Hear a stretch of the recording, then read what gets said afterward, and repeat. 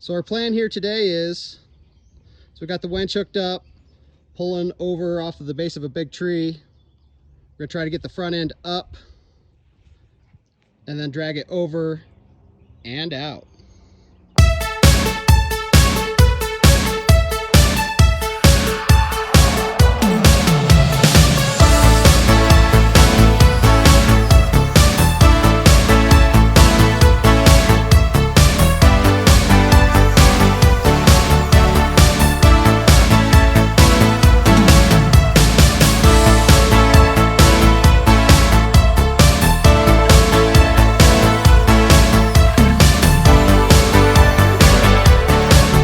So our scenario today is dirt is pretty good when it's dry, but as soon as it gets soft, it gets muddy.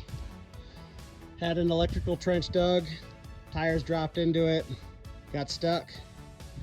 So pulled it up, pulled from that big tree back there, pulled it up, over and around, and the nose dropped in the trench over here, so we hooked it up to the truck, did the final pull, and all the way out, moving in a positive direction.